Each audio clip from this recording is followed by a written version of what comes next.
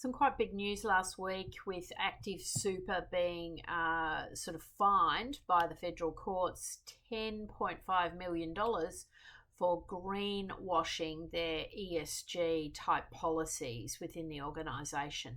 Big wake up call for organisations. My personal view is that there is a lot of greenwashing around and it is going to be called out. So ESG is becoming increasingly a key topic for all organisations. It is going to be important to have this right in regards to funding, business partnerships, joint ventures, and so on. And it really is important that the policies, the philosophies, how this flows through your organisation is genuine. So organisations that just think they can talk a good talk, pump the stats up, or to make things sound better than they are eventually going to come undone in some way, shape or form, whether it be officially and they're fined, or it might be more subtle through we can't get a bank loan because the policies and what we've put on the website doesn't actually stack up in reality.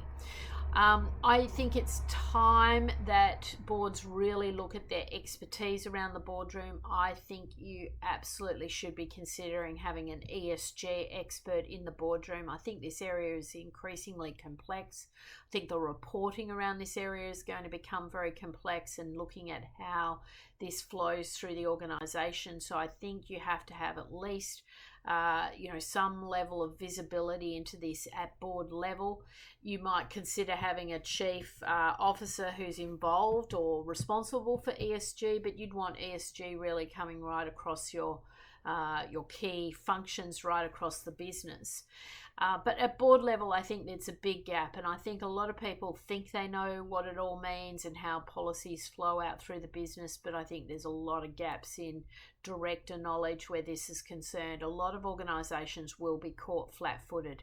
So if I was a board in a major organisation at the moment, I'd certainly be looking at appointing an ESG expert and or maybe use that as a committee, maybe put together an ESG committee reporting to the board, and then sort of use that to create board papers and make sure your board is really up to speed with what we need to do. Where are we at on the state of play? Where do we need to be?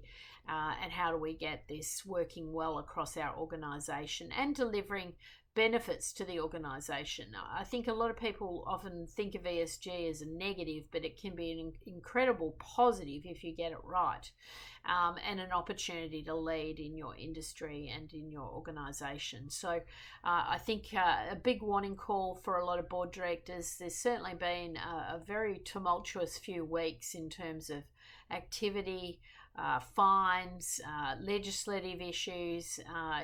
These things are not going to go unnoticed. So certainly a time to pay attention to ESG matters for board members.